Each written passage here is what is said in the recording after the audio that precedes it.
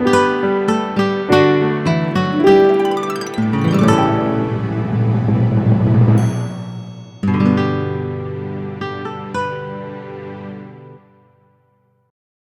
week on SUNUP, continuing to assess the damage and regroup after historic flooding along the Illinois River.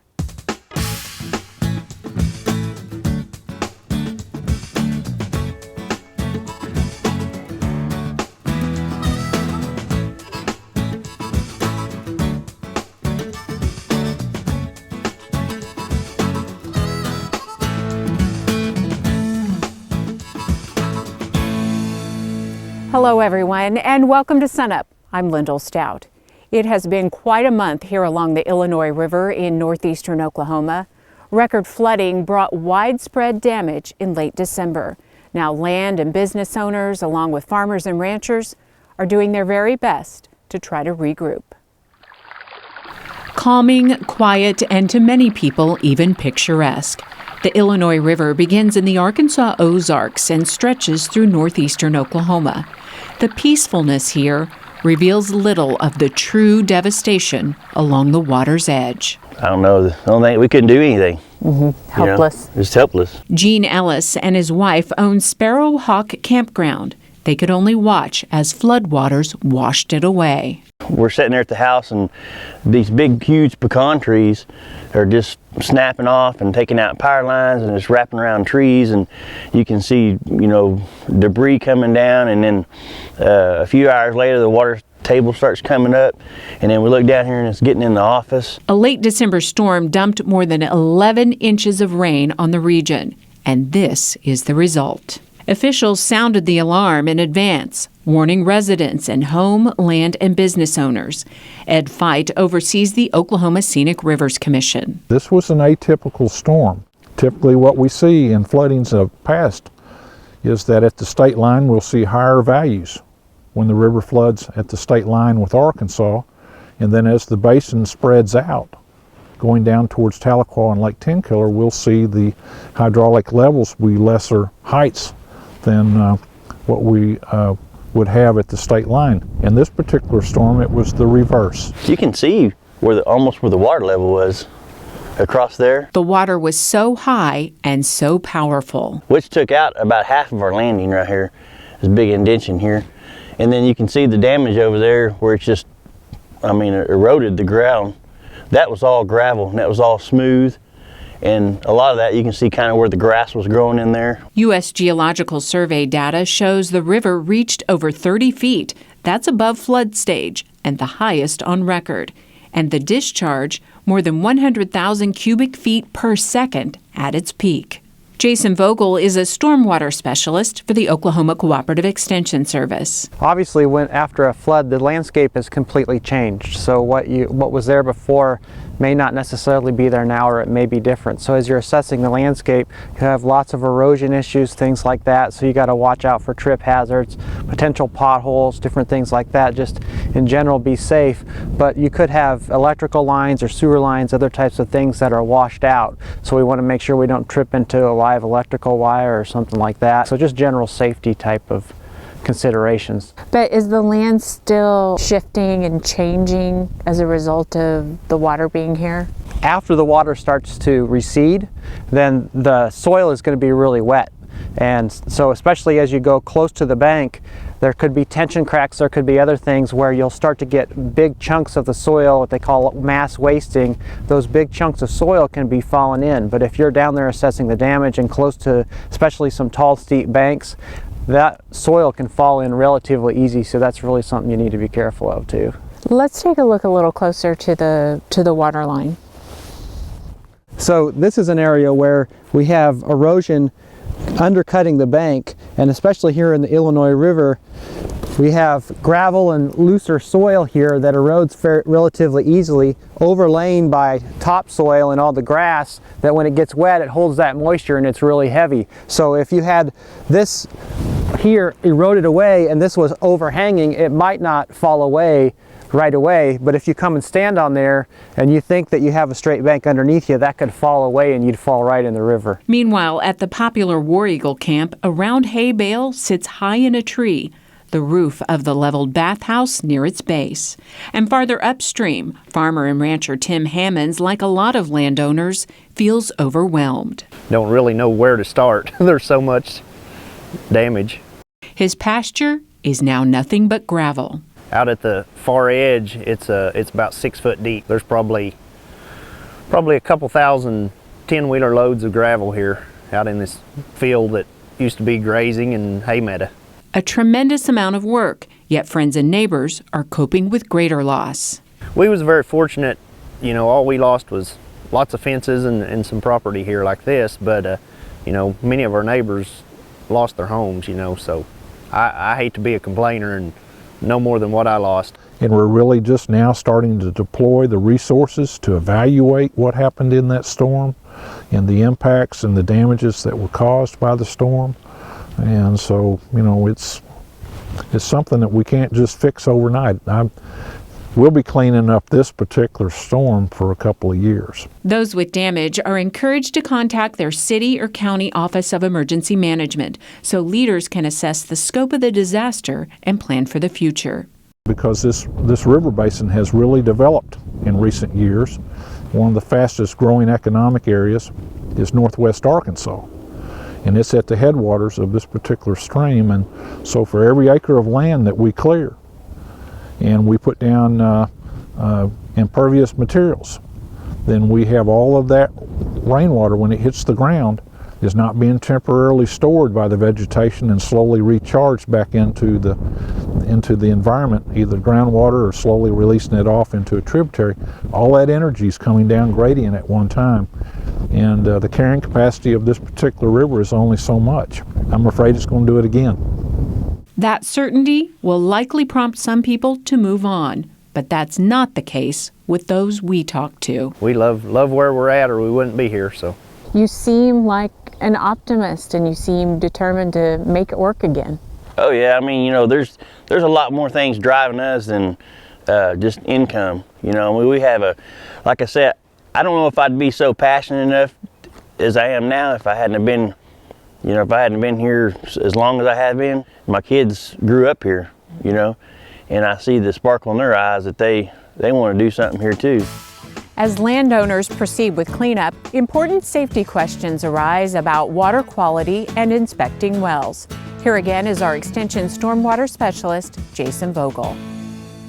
So a lot of things can happen when you have a flood. You could have debris come in there, a lot of sediment. You could have big logs get pushed up against it, so it can damage your casing or damage your pump. It can do a lot of things to your wiring, and if it's underwater for an extended period of time, you could have a lot of physical or electrical damage that occurs with that. So first off, you need to have a professional come in, check it out, make sure everything's okay. So step one is have someone check it out, and then once it becomes the landowner's responsibility again, what do they need to do? So once it becomes the landowner's responsibility, the first thing you want to do is start it running on an outdoor hydrant, and if it's dirty, you run it until it's no longer dirty, because there's potential that sediment and other things have gotten down into your well. So you want to try to physically remove all of that. And then you're going to go and you can disinfect it with your bleach. And we're going to bring it up to about 50 to 100 milligrams per liter or parts per million concentration in the well. And the Oklahoma DEQ has a fact sheet that kind of tells you this is the size of your well, this is how deep it is, so you can find out how much you need to add. So you're going to add that bleach to your well. That bleach is going to kill the bacteria, but what we need to do is get it all the way throughout your system.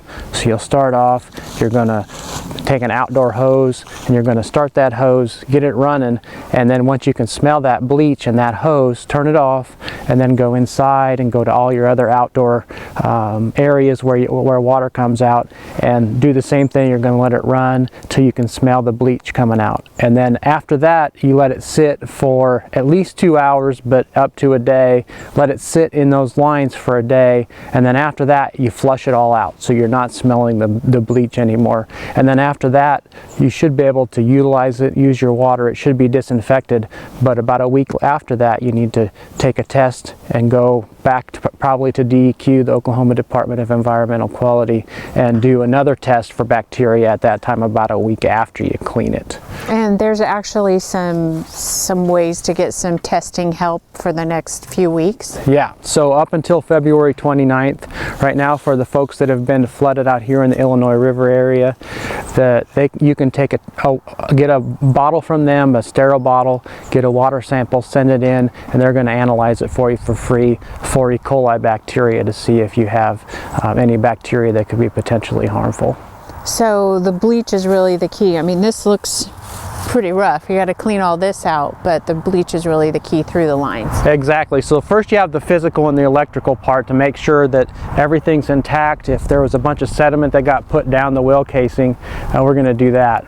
But once that's done, then you can disinfect it. Over the past few months, there really hasn't been any positive news in the wheat markets, Kim. When are things going to change? Well, I think they're getting pretty close to that right now. There's several positive signals out there. You look at India, during the monsoon season, they didn't get the amount of rain they normally get. It's dry there. They're talking about lower production, maybe having to import some wheat. You look at North Africa, they're reporting that it's dry in Morocco and Egypt and some of those other countries. Lower production, that's the biggest importer, the largest importers for wheat. The Ukraine, they planted 20% less acres than last year. Russia, there was talk of lack of snow cover and maybe freeze damage. I think that was kind of marginal. Brazil, the harvest wasn't as large as they predicted, and they may be importing additional wheat. Europe shipped some wheat to Egypt recently. It had ergot in it, a fungus. Their quality may not be where it was. This week, a Canadian stocks report came out. The wheat stocks were less than expected. And the value of the U.S. dollar, it went down from about 99.9 to 96.7, about a 2.2% decline. There's a lot of positive signs out there. They're just not together yet enough to, kick that price up. But I think it's on the margin now. So speaking of all that positive stuff, we have to ask, are there still any negative potholes out there we need to watch for? Sure, there's the big, the gorilla in the room is high U.S. ending stocks over 900 million bushels. I think 941 is what they're predicting right now. Record projected U.S. ending stocks at 8.5 billion bushels. And just let's face it, U.S. hard red winter wheat export sales have been weak. They've been lower than expected. So there's also those big negatives hanging over our head. What does the market look like whenever the U.S. crop comes in? Well, right now you're watching that KC July wheat contract. It's been trading mostly from about 483 to 490, 493, something like that. About 485 now. The basis they're offering from like a minus 46 to a minus 60. So that's going to give you a forward contract for harvest delivered somewhere between 425 and 441. That's below the cost of production, but that's where we are right now. Now, with all of that, does that change the strategies producers need to be looking at? I think with the price below the cost of production, there's no reason to price your wheat. I think there's more upside potential than there is downside risk. Okay, Kim Anderson, grain marketing specialist here at Oklahoma State University. Hi, I'm Al Sutherland with your Mesonet weather report. Climatologists consider February to be the last month of winter. This year, February 1st had spring-like weather. On Monday afternoon, the burning index caught our attention with index values at 4 p.m. climbing into the low 70s. Over in the Panhandle on this burning index map, we can already see the change to come with the dark green 0 burning index values. Later at 8 p.m. in the evening on February 1st, dead grass fuel moisture levels ran the gamut from dry brown areas in the east to highly moist green areas in the west. Radar at 11:12 p.m. showed a line of strong storms in the central part of the state and yet a large open circle with no rain. When all was done, there was lots of wind, some intense rain, nickel-sized hail, but not widespread rain across the state. Most Mesonet sites had less than a half inch of rain. The heaviest band colored green ran from Medicine Park up past El Reno. The southeast missed the rain entirely. Our wheat first hollow stem map for early varieties through February 2nd indicates that wheat fields near Newport and Valiant have a 50% probability of having reached first hollow stem stage. Now here's Gary with a look at January's rainfall. Thanks, Alan. Good morning, everyone. Well, the dry weather is upon us again. Let's take a look at the Mesonet rainfall maps for the first of the year through this week and see what we've had so far. So despite the recent much-needed rains that Al talked about, we remain dry over most of the state since the start of the year. As you can see from this Mesonet rainfall map, which includes melted snow, for the year thus far, the best moisture lies from southwestern Oklahoma up through north central Oklahoma, but the southeastern corner of the state has also recorded about 1 to 2 inches of rainfall.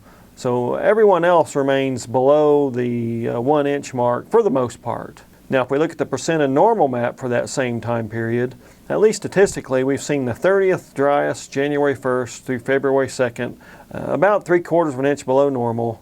But that area from southwestern Oklahoma to north central Oklahoma has had a pretty decent surplus. So what does the future hold for us? Well, if you look at the 1 month outlook for February, this is from the Climate Prediction Center, we see increased odds of above normal precipitation for much of Oklahoma, but especially the western half to 2/3 of the state. Now we certainly need that outlook to start to come to fruition. I don't see any good rains for at least the next week or so. So if we're going to get above normal rainfall for that area of the state, and really for all of Oklahoma, we're really going to have to kick it in second gear as we get into the second half of the month. So we can hope for that, but let's wait and see what we have in store for us. That's it for this time. We'll see you next time on the Mesonet Weather Report. Farm transitions can be a tough thing for families to go through, but it can be easier with good planning. For advice, here's our Extension Ag Law Specialist, Shannon Farrell. We've seen really almost tragic results in the American agricultural industry in terms of success in transitioning a farm from one generation to the next. The numbers that we have indicate that number currently is less than 30%. Less than 1/3 of farms are successfully making it from one generation to the next. And the research kind of points us to 3 primary reasons for that. Number 1, a lack of estate planning, which is kind of like asking for your farm to get broken up by the process. Number 2, having farms that aren't sufficiently capitalized. So when that business tries to move from one owner to the next, that exposes some financial weakness in the enterprise. And number 3, a lack of preparing the next generation for the roles that they're going to play. Because if you think about it, you may be turning over a multi-million-dollar business to somebody who never really had a day where they were fully in charge of running it. So these 3 factors really lead us to the importance of why we need to have more transition planning education and more transition planning efforts on the part of our producers. Really, we want people to start thinking about transitioning as a process. This isn't something that's going to happen in a day with your accountant or your lawyer, because so many times we have people come to our programs and say, hey, do we need to have a will? Do we need to have a trust? Do we need to have an LLC? And the answer is it's not that simple. Really, this is a perhaps years-long process that we kind of break up into 5 steps to make it a little bit more manageable. The first step is to figure out where you're at. You know, what is your current inventory of stuff, meaning equipment, livestock, land, but also what's your inventory of people? Who are involved in the farm business? Who might want to be involved? Step 2 is to talk to our stakeholders. Now, the stakeholders are people that may have an economic stake in the game, but they're also people that have an emotional stake in the game. People that grew up in the farm but no longer live there probably still care about what happens to the farm, and if we don't give an ear to their concerns, they could resist the process that we engage. So let's get everybody involved and really ask them, how do you feel about the future of the farm and what do you think your role should be with respect to that? Our third step then is a business succession plan. This farm is a business, so how is the management of the assets that we use to do the things that we do, how is that going to change over time? The fourth step is our estate plan, which is where lots of people zero in first, right? But an estate plan is a critical part of the business succession plan as well, because we might own a stake in that business. How is that stake going to transfer, either while we're alive or after we're gone? And then the fifth step is actually implementing the plan. You've gone to all this effort, now you really have to commit to carrying it out. In talking to lots of producers, I think the one obstacle to engaging this transition process is fear. People are maybe afraid of the answers that they're going to get when they engage their stakeholders, or they're afraid of just contemplating what the farm might look like if it's different from what it is right now, because change is just scary, and that's a fact of life. But I think what you're going to see is if you go through this process, the fear is going to be overcome by the immense sense of security and comfort that you're going to have in knowing that you've taken the bull by the horns and really done something to preserve your farm's legacy. And I think that is worth going through the fear. We've worked hard to compile a library of resources just for that purpose at our Farm Transitions website. And there we've got our Farm Transitions workbook, which is divided into 5 chapters just along the 5 steps that we talked about. And also we try to have periodically a number of 1-day or 2-day farm transition workshops throughout the state, one of which is coming up pretty soon. On February 10th, in association with the Oklahoma Cattlemen's Association, we're actually having one of our day-long workshops. It's going to be at the Embassy Suites Hotel in Oklahoma City, and you can look at the Cattlemen's website for more information about how to get registered and to find an agenda for what the day is going to entail. The annual cattle report is out, and here to tell us about it is our livestock marketing specialist, Daryl Peel. And Daryl, let's begin with the U.S. numbers for the beef and dairy herds. Well, as expected, this report showed that we did expand the cattle herd in general in the U.S. I should say that, the 2015 numbers we previously had were revised significantly. So in total, when we interpret the changes from 2015 to 2016, we also have to take into account that 2015 was different than what we earlier had. But in general, the all cattle and calves inventory in the U.S. was up 3.2% in this report. The number of beef cows was up 3.5%, which is just about what I expected for this report. It means we added about 1 million head of beef cows to the herd last year. The dairy herd was essentially unchanged. The number of beef replacement heifers was up 3.3%, and the number of dairy replacement heifers was up 2.4%. Now, any other things in the report that are noteworthy? There's a number of other parts of this inventory report. We get a breakdown of all of the other cattle out in the country as well. So we have steers over 500 pounds, other heifers that are not replacements, and the number of small calves under 500 pounds. We use those numbers to calculate what we call the estimated feeder supply. We take that total of those young cattle that are out there, subtract off the ones that are already in the feedlot, and that gives us an estimated feeder supply. That number was up 5.3%, which is a very big increase, but the USDA also revised last year's numbers down. So in total, we're about where we thought we were going to be when you figure it all out. The other thing that's noteworthy in this report is that the 2015 calf crop now was pegged at a 2.3% increase year over year from 2014. What did the report tell you about Oklahoma's picture? Well, in Oklahoma, the same situation generally applies. All cattle and calves in Oklahoma were up 6.6%, again, based on a revision to last year's numbers. The beef cow herd was up just under 4%, about 3.9%. Oklahoma's dairy numbers have fallen for many, many years, and that trend continued a little bit last year with a smaller dairy herd. The number of beef replacement heifers was up 9.5% from a year ago. Number of dairy replacement heifers was unchanged. Oklahoma's calf crop only showed a slight increase in 2015, less than 1%, and the estimated feeder supply was up 9.6%. That probably indicates the fact that we have more cattle out on wheat this winter than we've had at least compared to a year ago. Last but not least, given all this, does that change our outlook for the year? I really don't think it does. I'm still digesting all of these numbers, and we'll be looking at regional implications and some other things. But in total, in terms of the basic beef cow herd, again, the increase was about what I expected. I don't think this is a massive change. The feeder supply number is a fairly big number. The market may react a little bit to that, at least initially. But all in all, I think this doesn't really change the overall trajectory that the beef industry is on for 2016 and probably beyond. And of course, you'll keep us posted. Absolutely. Okay, Daryl, we'll see you again soon. Thank you. Any cow-calf producer that's been in the cow business for any length of time has run into that situation when he's evaluating a cow or a heifer at calving time and finds out that when he reaches in, he's determined that that calf is coming backwards. He finds rear hind feet and perhaps feels a baby calf tail and knows that that's going to be different than the normal anterior or frontwards presentation that he was expecting.